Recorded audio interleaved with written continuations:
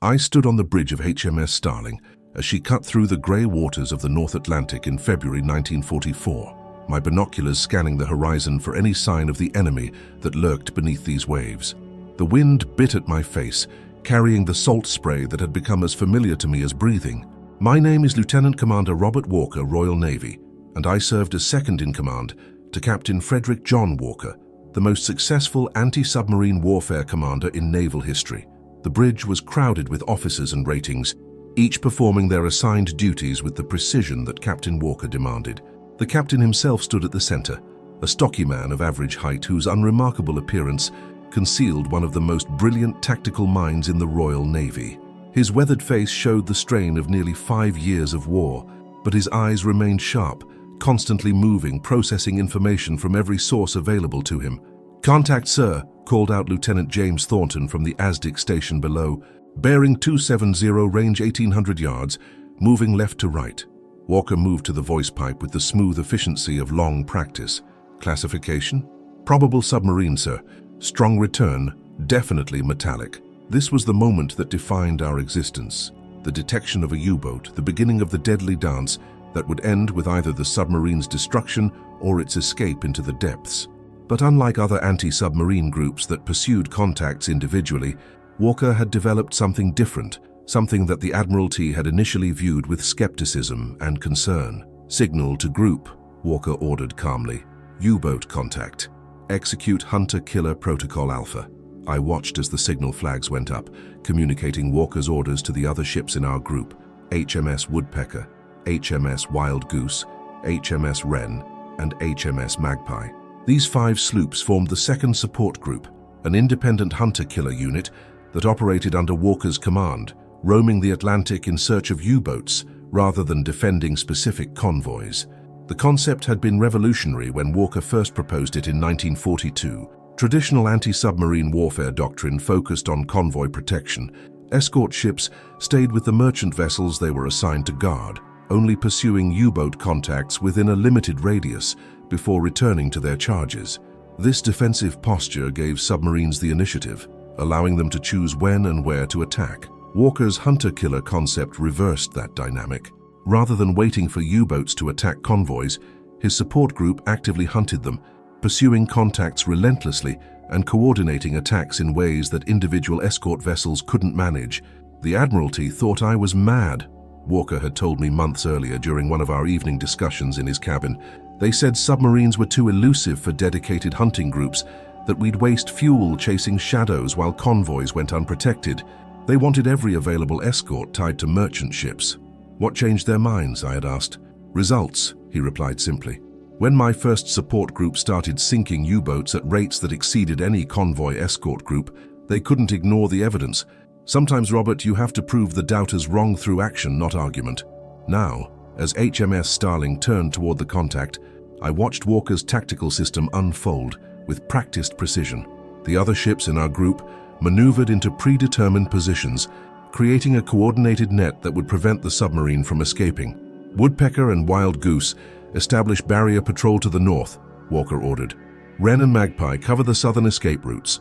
Starling will maintain contact and prosecute the attack." This was the essence of Walker's hunter-killer tactic: multiple ships working in perfect coordination, each with assigned roles, communicating constantly, and maintaining pressure on the submarine until it was destroyed. The U-boat commander might evade one ship, but he couldn't evade 5 working together.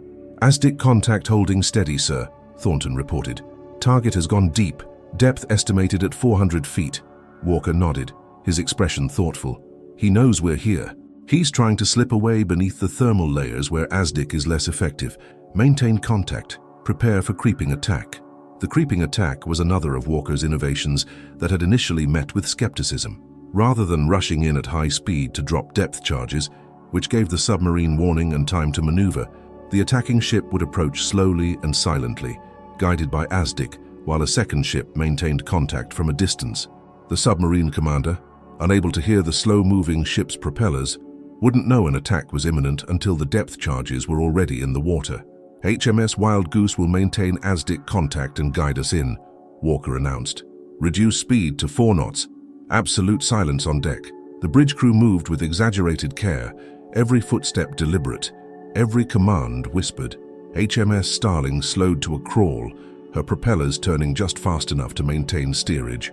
Below decks, I knew the depth charge crews were preparing their weapons with equal stealth, setting fuses and safety mechanisms without the usual clatter of equipment. From Wild Goose, running parallel to us, 1,000 yards distant, came a steady stream of ASDIC bearings transmitted by signal lamp to avoid radio noise that might alert the submarine. Walker used these bearings to guide Starling directly over the U-boat's position. Target bearing dead ahead, range 200 yards. Wire came the signal from Wild Goose. 100 yards, 50 yards, fire! Walker's command was sharp and sudden. The depth charge crews, who had been waiting in tense silence, sprung into action. 10 depth charges rolled off the stern and were fired from the throwers, creating a pattern that would blanket the area where the submarine lurked. I counted the seconds, watching the water behind us churn as the charges sank toward their preset detonation depths. Then the ocean erupted in a series of massive explosions, great columns of water shooting skyward, the concussions traveling through Starling's hull like hammer blows. "All ships maintain position," Walker ordered. "Watch for debris, oil, or survivors." This was the agonizing wait that followed every attack, watching, listening, hoping for evidence that the submarine had been destroyed, while knowing that a skilled commander might survive even a direct hit. "Oil slick rising to port, sir," called the starboard lookout. "Heavy flow, appears to be diesel fuel." Walker moved to that side of the bridge, raising his binoculars. I joined him and saw the dark stain spreading across the water's surface. Oil meant damage, possibly fatal, but it could also be a deliberate release designed to make us think the submarine was destroyed while it escaped. "Wreckage surfacing," another lookout shouted. "Wood planking, personal effects." Now other debris appeared, pieces of equipment, clothing, a life jacket with German markings, and still the oil came, spreading wider, the distinctive rainbow sheen of diesel fuel unmistakable in the weak February sunlight. "ASDIC reports no contact, sir," Thornton called up. "The target has disappeared." Walker studied the debris field for a long moment. "Mark the position. Log this as one U-boat probably destroyed. We'll return to investigate further after clearing the area for additional contacts." This cautious assessment was typical of Walker. Unlike some commanders who claimed every attack as a certain kill, he insisted on evidence before declaring success. It was one of the reasons his confirmed kill count was so accurate. He never inflated his claims. Over the next 6 hours, we continued to patrol the area, searching for additional U-boats. Walker's intelligence suggested that German submarines were operating in groups now, attempting to overwhelm convoy escorts through coordinated attacks. His hunter-killer groups were designed to counter this tactic by hunting the wolf packs with their own coordinated methods. As evening approached, we returned to the site of the morning's attack. The oil slick had spread across nearly a square mile of ocean, and more debris had surfaced. Walker ordered boats lowered to collect evidence. I accompanied the boat crew, and what we recovered left no doubt. German naval documents, personal letters, identification papers, and most conclusively, a piece of the submarine's pressure hull with its identification number clearly visible. U-734, a Type 7IC boat that had been operating in the North Atlantic for 6 months. Back aboard Starling, Walker examined the evidence with satisfaction. One confirmed kill. Add it to the board, Robert. I moved to the chart room where we maintained a running tally of the group's successes. U-734 would be the 14th U-boat sunk under Walker's command, a record unmatched by any other Allied anti-submarine warfare commander. That evening, as we continued our patrol, Walker invited me to his cabin for our customary discussion of the day's operations. His cabin was Spartan, a bunk, a desk covered with charts and reports, and very little else. Walker had no interest in comfort, only effectiveness. "The creeping attack worked perfectly today," he said, pouring us each a small whiskey from his personal supply. "But we were fortunate. The U-boat commander made the mistake of going too deep too quickly. He should have stayed at periscope depth where he could monitor our movements." "Do you think they're learning our tactics?" I asked. "Of course they are, just as we're learning theirs. This is a thinking man's war, Robert. Every engagement teaches both sides something new. The U-boat commanders who survive our attacks share their experiences with others. They're developing counter-tactics to our methods." He pulled out a folder containing intelligence reports from the Admiralty. "Look at this. Increased use of bold decoys to confuse our ASDIC, deeper diving to exploit thermal layers, extended submerged operations using snorkel devices. They're adapting because they have to. We're making the Atlantic too dangerous for them. And the Admiralty? I asked carefully. Do they still doubt the hunter-killer concept? Walker smiled grimly. The Admiralty now wants to expand the program. We're being asked to train additional support groups in our tactics. Doubt has been replaced by enthusiasm, perhaps excessive enthusiasm. They want hunter-killer groups everywhere, but there aren't enough properly trained ships or commanders to execute the tactics effectively. This was a concern Walker had voiced before. His success wasn't just about tactics. It was about training, discipline, coordination, and the intangible quality of leadership that enabled 5 ships to function as a single weapon. Replicating that across the fleet would take time and resources. What made you develop these tactics? I asked. It was a question I had wanted to pose for months, but had hesitated to raise during operational periods. Walker was silent for a moment, staring at the charts on his desk. Frustration initially. I spent years escorting convoys, watching U-boats attack merchant ships and then escape before we could counterattack effectively. The defensive posture gave all the advantages to the submarines. They chose when to strike, attacked from positions of strength, and could break off whenever the odds turned against them. He looked up at me. I realized we needed to reverse that dynamic, make the U-boats react to us instead of us reacting to them, hunt them relentlessly rather than waiting for them to attack, use multiple ships working together to eliminate their escape options. It seemed obvious to me, but convincing the Admiralty required proof, the proof being the sinking of U-boats. Exactly. My first support group sank 6 U-boats in our initial deployment. That got their attention. Now with 14 confirmed kills and several more probables, the hunter-killer tactic is being recognized as a war-winning innovation. Over the following weeks, we continued our patrol in the North Atlantic, engaging U-boats whenever we detected them, and perfecting our coordinated tactics. Each engagement taught us something new, refined our procedures, or revealed weaknesses we needed to address. In March, we encountered a wolf pack of 4 U-boats attempting to attack a convoy. Rather than engaging them individually as they approached the merchant ships, Walker positioned our support group between the U-boats and their target, forcing them to either abandon their attack or fight through us. They chose to fight, and the resulting battle lasted 14 hours. We sank 2 U-boats, damaged a third so severely that it had to break off and return to base, and forced the 4th to submerge so deeply and for so long that it ran out of battery power and surfaced directly into our guns. The convoy reached port without losing a single ship. The Admiralty's congratulatory signal mentioned that our action had demonstrated the effectiveness of hunter-killer tactics in protecting convoys even more effectively than traditional close escort. Walker read it aloud to the assembled crew, his pride evident. They doubted us initially, he told the men. They said dedicated hunting groups were a waste of resources. But you've proven them wrong through skill, determination, and courage. 14 U-boats destroyed, countless others damaged or forced to abort their missions, and merchant ships saved by the hundreds. That's the real measure of our success. The crew's cheers echoed across the water, and I saw the fierce pride in their faces. These men knew they were part of something special, a revolutionary approach to naval warfare that was turning the tide in the Battle of the Atlantic. But Walker's greatest test came in April, during what would become known as the Channel Dash, a German attempt to run a group of submarines through the English Channel to reach Atlantic hunting grounds. Intelligence had intercepted communications, suggesting 6 U-boats would attempt the transit on consecutive nights. Walker positioned our support group at the western entrance to the channel, establishing a patrol pattern that would intercept any submarine attempting the passage. For 3 nights we maintained watch, the entire group at action stations, every man alert for the slightest indication of the enemy. On the 4th night, ASDIC detected the first contact. Submarine bearing 350, range 2,000 yards, course easterly. All ships, this is Hunter-Killer Protocol Delta, Walker announced calmly. We have multiple targets. Woodpecker and Wren will prosecute this contact. Starling, Wild Goose, and Magpie will continue patrol for additional submarines. This was the ultimate expression of Walker's tactical philosophy, delegating specific targets to specific ships while maintaining overall coordination. Rather than all 5 ships converging on a single submarine, we would engage multiple targets simultaneously. Over the next 6 hours, we detected and attacked 4 different U-boats in what became a running battle across 20 miles of ocean. The coordination required was extraordinary.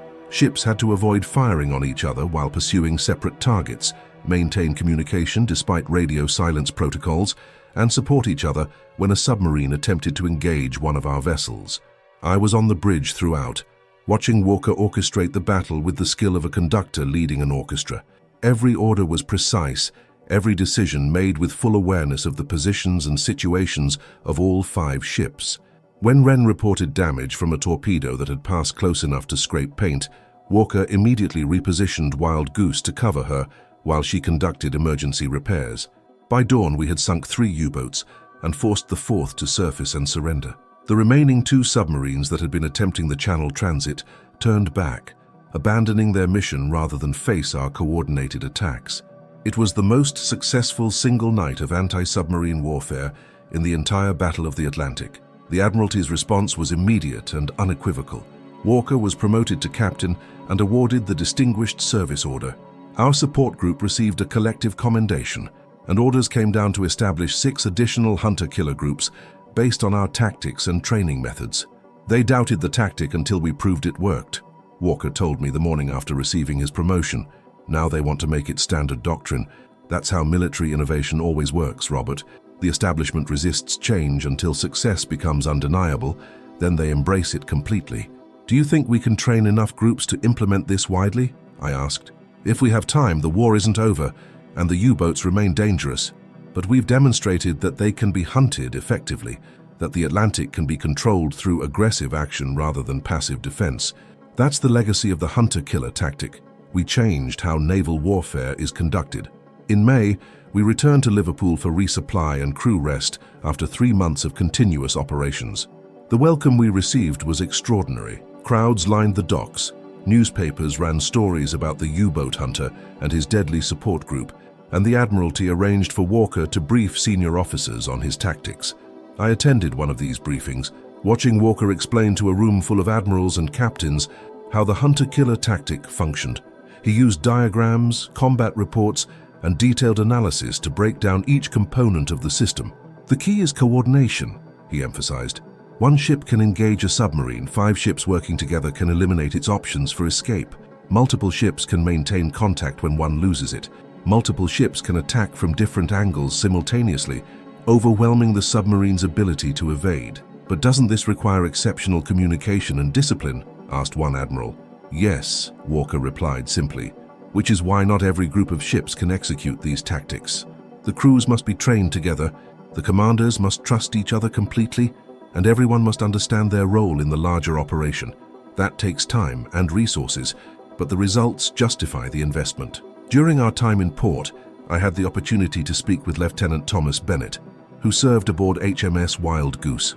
We met at a pub near the naval base, comparing experiences and discussing the future. Captain Walker is unlike any officer I've served under, Bennett said. He demands perfection, but he leads by example.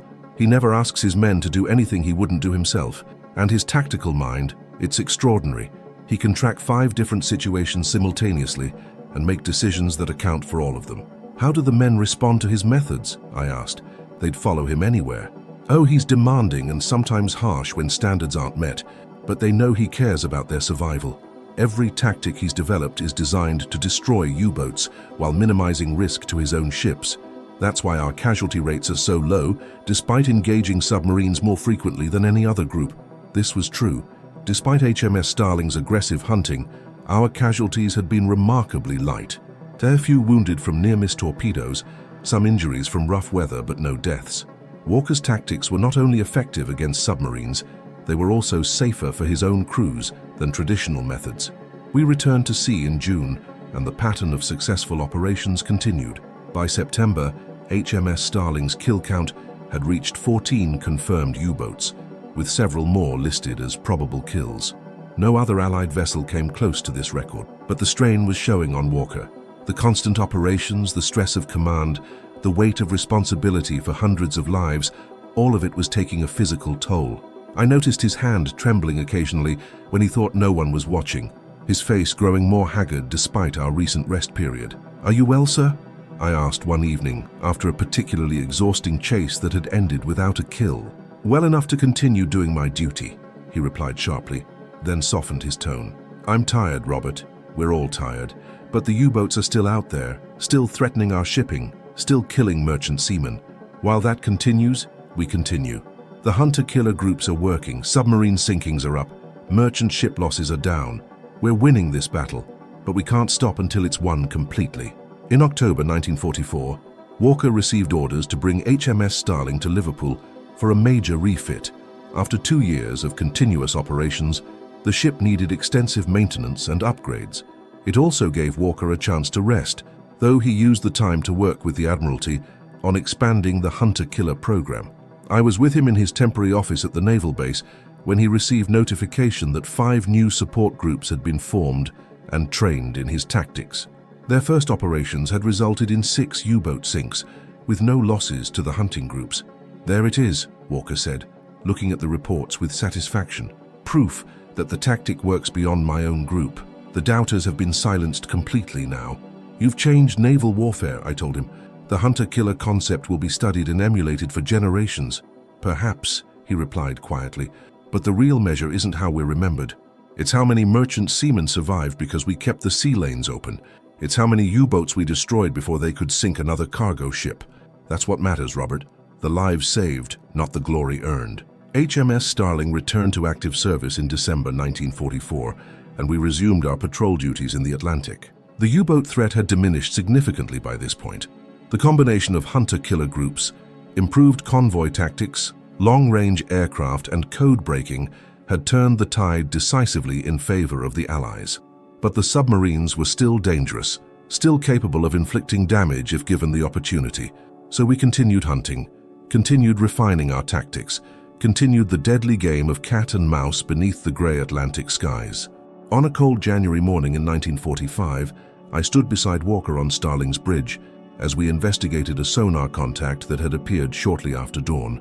The routine was familiar now: the initial detection, the careful classification, the coordinated response from our support group, the patient stalking, and finally the attack.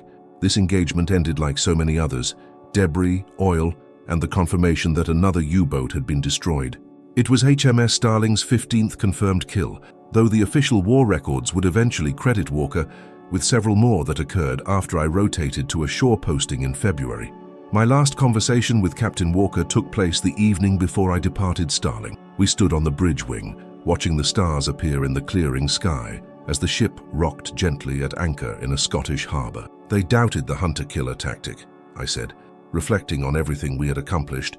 "They said it couldn't work, that it was a waste of resources, that submarines were too elusive to hunt effectively." "And we proved them wrong," Walker replied. "Not through arguments or theories, but through action and results. 15 U-boats sunk from Starling alone, dozens more from the other support groups using our tactics. The Battle of the Atlantic is being won because we changed how we fight submarines."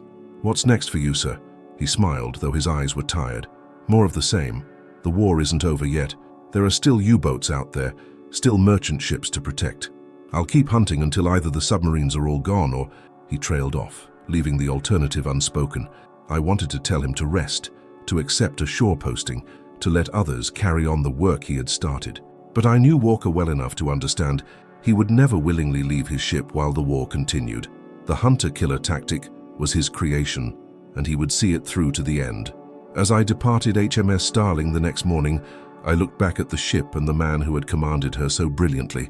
Captain Frederick John Walker stood on the bridge, already focused on the next patrol, the next hunt, the next U-boat that would fall victim to the revolutionary tactics he had developed. They had doubted his hunter-killer tactic when he first proposed it. They had called it impractical, wasteful, and unlikely to succeed. But Walker had proven them wrong through skill, determination, and an unwavering commitment to aggressive, coordinated anti-submarine warfare. HMS Starling would go on to sink a total of 14 confirmed U-boats under Walker's command, making her the most successful anti-submarine warfare vessel in naval history. Walker himself would be credited with sinking more U-boats than any other Allied commander, and his hunter-killer tactics would become standard doctrine for anti-submarine warfare worldwide. The doubters had been silenced not by words, but by results. And those results had helped win the Battle of the Atlantic, keeping the sea lanes open and ensuring that Britain could continue fighting until final victory was achieved.